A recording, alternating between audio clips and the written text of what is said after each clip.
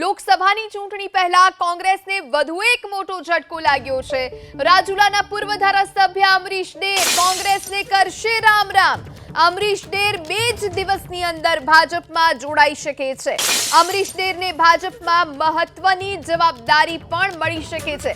મહત્વનું છે, અમરીશ ડેરને લઈ સાંસદ સી.આર. પાટીલે અનેકો વખત જાહેર મંચ પરથી વાત કરી હતી। અનેકો વખત સાંસદ સી.આર. પાટીલે કહ્યું હતું કે તેઓ અમરીશ ડેરની મિત્ર તરીકે ભાજપમાં જોડાવાની રાહ જોઈ રહ્યા છે। બસમાં તેમના માટે બાજુની સીટ ખાલી રાખી છે, રૂમાલ રાખ્યો છે। અનેક વખત અમરીશ ડેરને આ વિષય પર પૂછવામાં આવ્યું, પરંતુ તેમણે નનૈયો ભણ્યો હતો અને હવે અમરીશ ડેર કોંગ્રેસમાંથી રામ રામ કહી રહ્યા છે। આપણી સાથે સંવાદદાતા હિરેન રાજ્યગુરુ ન્યૂઝરૂમથી લાઈવ જોડાયા છે। હિરેન, અનેક વખત આ ચર્ચાઓ હતી કે અમરીશ ડેર ભાજપમાં સામેલ થવાના છે, પરંતુ દરેક વખત અમરીશ ડેરે ના પાડી અને હવે જે સમાચાર કે 2 જ દિવસની અંદર ભાજપમાં સામેલ થશે।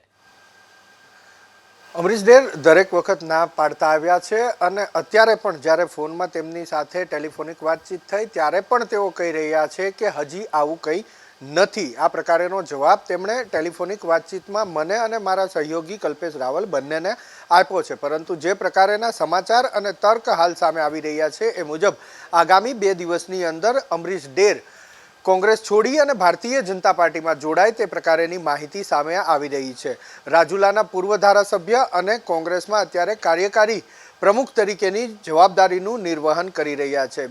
એક તર્ક એવો પણ આવી રહ્યો છે કે ભારતીય જનતા પાર્ટીની અંદર તેમને મહત્વની જવાબદારી પણ સોંપાઈ શકે છે, તો બીજો તર્ક એ પણ સામે આવી રહ્યો છે કે રાજુલાના વર્તમાન ધારાસભ્ય હીરાભાઈ સોલંકીને ભારતીય જનતા પાર્ટી ભાવનગરથી લોકસભાની ચૂંટણી લડાવી શકે છે। એવા સંજોગોની અંદર જો રાજુલા બેઠક વિધાનસભામાં ખાલી પડે છે તો વિધાનસભાની આ બેઠક ઉપર અમરીશ ડેર પેટા ચૂંટણી લડી શકે છે અને ત્યાંથી વિધાનસભામાં જવાનો રસ્તો તેમનો પ્રશસ્ત કરી શકે છે ભારતીય જનતા પાર્ટી। તો આ રીતના તર્ક સામે આવી રહ્યા છે।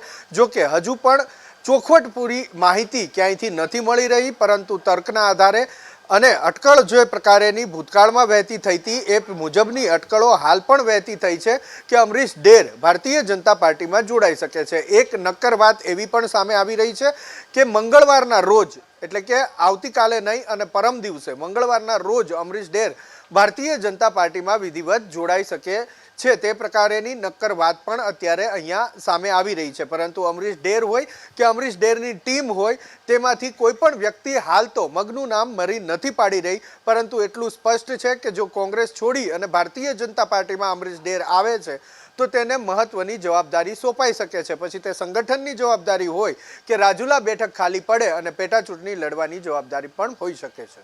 જી આભાર હિરેન, આપ જોડાઈને વિગતો આપી તે માટે। તો આ પહેલા હું તો બોલીશ કાર્યક્રમમાં સાંસદ સી.આર. પાટીલે અમરીશ ડેરને લઈને શું કહ્યું હતું એ તમને સંભળાવીએ। ટેસ્ટર પર તો અડાડેલું એક ધારાસભ્ય કોંગ્રેસના હાલ પૂર્વ ધારાસભ્ય છે અમરીશભાઈ ડેર, મારા મિત્ર અહીંયા છે। આપે 2 વાર કહ્યું, એક વાર કહ્યું કે ભાઈ તમારા માટે તો અમે રૂમાલ મૂકેલો, બીજી વાર કહ્યું કે ભાઈ તારો હાથ પકડીને લઈ જઈશ। એનો મતલબ એ તો થયો ને કે ક્યાંક ડેર માટે મને બહુ સારા એની લાગણી છે એના પ્રત્યે। એ ભારતીય જનતા પાર્ટીના કાર્યકર્તા હતો, ચૂંટાયેલો પ્રતિનિધિ હતો। જે તે સંજોગોમાં એ નિર્ણય કર્યો એ મને જ્યારે તમે તો રૂમાલની વાત તમને ખબર છે, મેં ઓફર કરી હતી, પણ એના સિવાય બી એ મને મળે છે અમારા મિત્ર તરીકે પણ।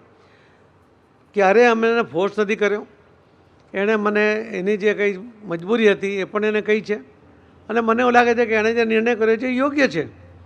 પણ સારો વ્યક્તિ, સારો કાર્યકર્તા જો કોઈ હોય તો ચોક્કસ એનો પ્રયત્ન, જાહેરમાં એને કહ્યું છે, ખાનગીમાં તો કહ્યું નથી।